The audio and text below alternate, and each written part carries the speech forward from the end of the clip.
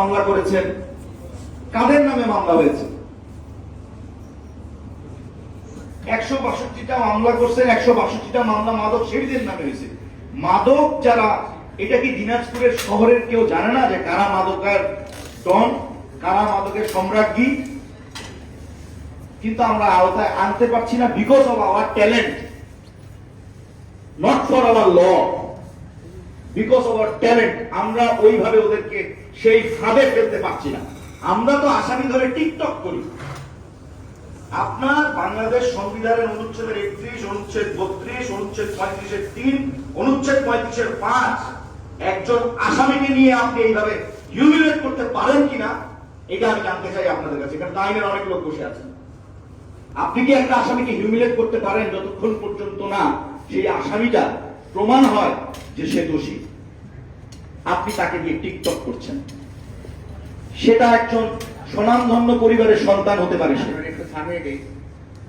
অপরাধ প্রমাণিত হলেও না, আমি প্লিজ, আমি ধরে নিলাম আপনি কাউকে আমাদেরকে হাতে হাসুয়া দিয়ে 25টা ককটেল দিয়ে আমাদের ছবি তুলে দিয়ে দিচ্ছে, আমি আসামি, আমাকে ককটেল দিয়ে দিচ্ছে, সেটা আপনারা পলিটিক্যাল হয়ে গেল।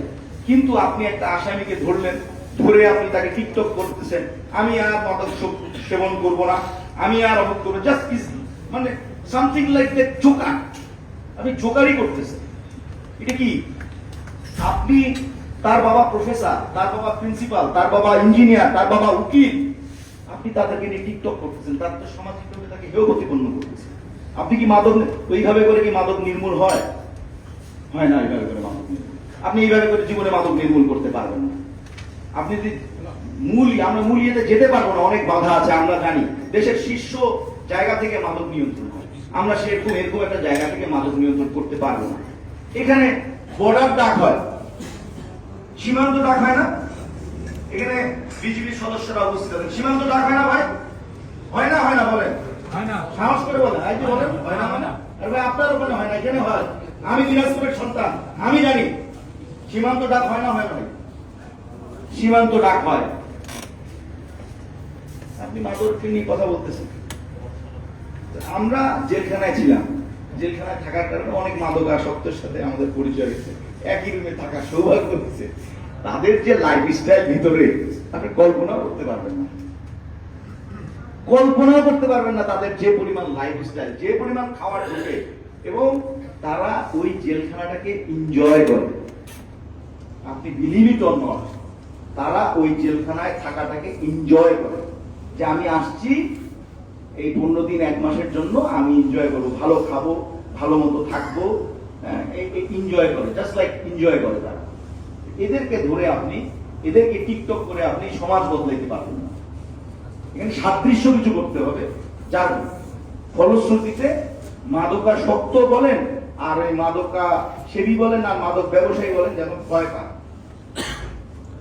এখানে আপনার হচ্ছে, আমি অনুরোধ করব যে যেহেতু আমার যুবদলের নেতা অভিযুক্ত, যদি সত্যিকার অর্থে সে এই হত্যাকাণ্ডের সাথে জড়িত থাকে, তাকে আপনারা আসামি করবেন, তার এগেন্সটে সব চার্জ। ও আরেকটা মাদকাসক্ত বিষয়, আরেকটা জিনিস মাননীয় মন্ত্রী মহোদয়, আমি আপনার দৃষ্টি আকর্ষণ করছি, সেটা হচ্ছে এখানে আইনজীবী বসে আছেন, এখানে পিপি সাহেব বসে আছেন।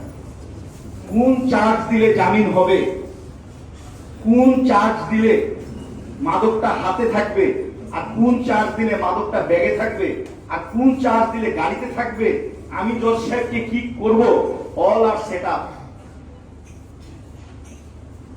আপনি মাদক দিচ্ছেন বলে গাড়ি দিতে ধরছি, হাত বডি থেকে রিকভারি হয়নি। আপনি মাদক দিচ্ছেন বালিশের তল থেকে পাইছে, হাতে রিকভারি হয়নি। আপনি মাদক দিচ্ছেন খাটের নিচে পাচ্ছেন, বডিতে রিকভারি হয়নি। আপনি কয়টা মাদক দিলে 3 মাস থাকবেন, আর কয়টা মাদক দিলে 6 মাস থাকবেন? পিপি সাহেব বা এখানে আইনজীবী যারা আছে তারা ভালো বলতে পারবেন।